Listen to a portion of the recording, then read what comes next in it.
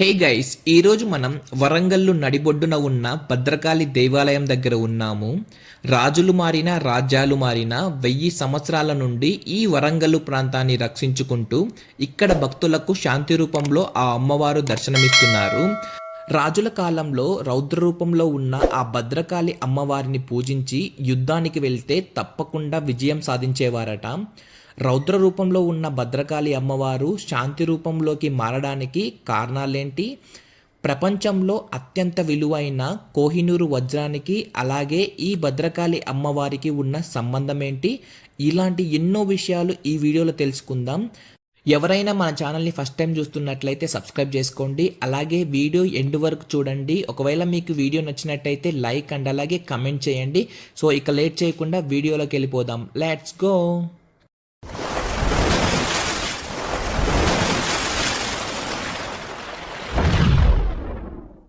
దేశంలో అత్యంత పవర్ఫుల్ అయిన దేవాలయాలలో ఈ వరంగల్ భద్రకాళి దేవాలయం ఒకటి. ఈ దేవాలయం చుట్టూ మనకి నీరు, మధ్యలో కొండ ప్రత్యేక ఆకర్షణగా నిలుస్తాయి. ఈ దేవాలయ నిర్మాణం కాకతీయ రాజుల కంటే ముందు ఈ వరంగల్ ప్రాంతాన్ని పరిపాలించిన పశ్చిమ చాళుక్య రాజులలో ఒక్కడైన రెండవ పులికేశి ఈ దేవాలయాన్ని నిర్మించడం జరిగింది. పశ్చిమ చాళుక్య రాజులు ఎప్పుడైనా యుద్ధం జరిగితే ఆ రౌద్ర రూపంలో ఉన్న భద్రకాళి అమ్మవారికి ప్రత్యేక పూజలు చేసి యుద్ధానికి వెళ్ళేవారట. ఆ తరువాత కాకతీయ రాజులు ఈ గుడికి అభివృద్ధి చేయడం జరిగింది.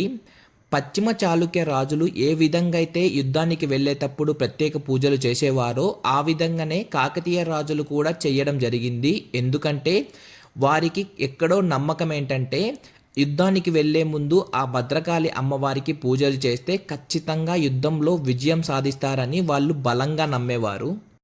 కాకతీయుల కాలం వరకు ఆ అమ్మవారికి అంగరంగ వైభవంగా పూజలు జరిగేవి.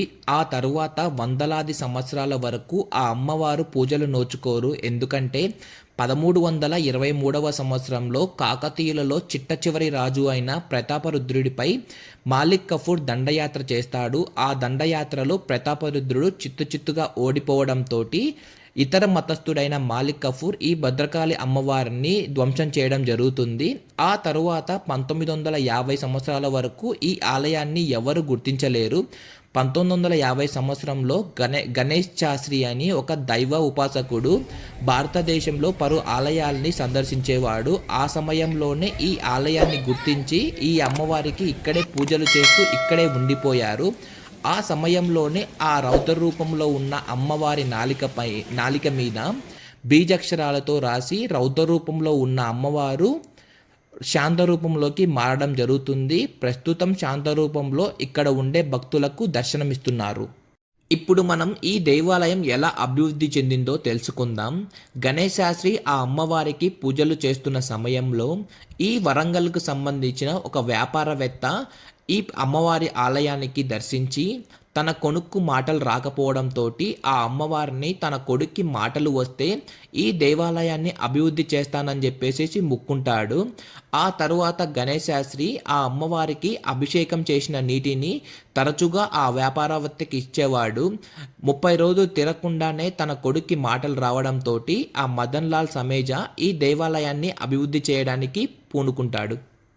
ఆ తరువాత మగన్ లాల్ ద్వారా గణేష్ శాస్త్రి ఆధ్వర్యంలో ఈ దేవాలయం పునర్వైభవం పొందింది. ఈ ఆలయం యొక్క వైభవం తెలుగు రాష్ట్రాల్లోనే కాకుండా దేశంలోకి వ్యాపించడంతో రోజుకు ఇక్కడికి వేలాది మంది భక్తులు వచ్చి ఆ అమ్మవారిని దర్శించుకుంటున్నారు. దేశంలో ఎక్కడా లేని విధంగా 8 చేతులతోటి శాంతి రూపంలో ఆ భద్రకాళి అమ్మవారు ఇక్కడ భక్తులకు దర్శనమివ్వడం జరుగుతుంది. వీడియో మొదట్లో మనం మాట్లాడుకున్నట్లు కోహినూరు వజ్రానికి యజమాని ఆ భద్రకాళి అమ్మవారేనా అన్నదానికి మనం 1000 సంవత్సరాలు వెనక్కి వెళ్ళవలసి ఉంటుంది. అప్పట్లో కాకతీయ రాజులు కొల్లూరు గనుల్లో వెలికి తీసిన ఒక వజ్రాన్ని బహుమతిగా ఆ భద్రకాళి అమ్మవారి ఎడమవైపు కన్నులోకి పెట్టడం జరుగుతుంది. ఆ వజ్రం యొక్క ప్రత్యేకత ఏంటంటే ప్రపంచంలో ఎవరు లెక్క కట్టలేనంత విలువైనది ఆ వజ్రం. కానీ 1323వ సంవత్సరంలో మాలిక్ కఫూర్ దండయాత్రలో ఈ ప్రతాపరుద్రుడు ఓడిపోవడంతో ఆ మాలిక్ కఫూర్ ఈ ఆలయాన్ని ధ్వంసం చేసి ఆ వజ్రాన్ని కూడా దోచుకెళ్లడం జరుగుతుంది. అలా ఎంతో విలువైన ఈ వజ్రం చేతులు మారుకుంటూ బాబర్ నుండి షేర్షా షేర్షాసూరు నుంచి షాజహాన్కి, షాజహాన్ నుంచి ఔరంగజేబ్కు అలా ఎంతోమంది చేతులు మారిన తర్వాత భారతదేశాన్ని పరిపాలించడానికి వచ్చిన బ్రిటిషర్సు బహుమతిగా ఆ కోహినూరు డైమండ్ని బ్రిటన్కు తీసుకెళ్లడం జరిగింది. ఆ కోహినూరు వజ్రం గురించి ఇంకొక ప్రత్యేకత ఏంటంటే, ఒకవేళ మగవారు ఆ కోహినూరు వజ్రాన్ని ధరించినట్లయితే ఆయన పరిపాలిస్తున్న రాజ్యం నాశనమైపోద్ది, లేకపోతే వాళ్లకు నష్టాలు జరుగుతాయి. అదే గనక ఒక ఆడవాళ్ళు ఆ కోహినూరు వజ్రాన్ని ధరించినట్లయితే ఆ రాజ్యం బాగుపడుతుంది, అలాగే వారికి లాభాలు జరుగుతాయని చెప్పి చాలామంది నమ్ముతారు. ఇక్కడ మనం చూస్తున్నదే భద్రకాళి అమ్మవారి విగ్రహం 9 అడుగుల ఎత్తు, 9 అడుగుల వెడల్పుతోటి శాంతి రూపంలో భక్తులకు దర్శనమిస్తుంది. ఈ భద్రకాళి అమ్మవారు చాలా పవర్ఫుల్. మీరు గనక భక్తి శ్రద్ధలతోటి ఏదైనా కోరిక కోరుకుంటే ఖచ్చితంగా ఆ కోరిక నెరవేరుతుంది. సో టైం చూసుకొని వరంగల్లో ఉన్న ఈ భద్రకాళి టెంపుల్ని విజిట్ చేయండి. ఈ వీడియో మీకు నచ్చిందని అనుకుంటున్నాను. ఒకవేళ ఈ వీడియో నచ్చినట్టయితే లైక్ చేయండి, అలాగే కమెంట్ చేయండి. ఇలాంటి ఎన్నో వీడియోలు మన ఛానల్లో అప్లోడ్ చేస్తుంటాము. Keep watching. ఒకవేళ మీ ఏరియాలో కనుక హిస్టారిక్ ప్లేస్ అలాగే టెంపుల్స్ ఉంటే ఖచ్చితంగా కమెంట్ సెషన్లో మెన్షన్ చేయండి. మేము ఖచ్చితంగా వచ్చి ఆ ఏరియాని ఎక్స్ప్లోర్ చేసేసి మా ఛానల్లో అప్లోడ్ చేసుకుంటాం. సో నెక్స్ట్ వీడియో కలుద్దాం. Until then bye.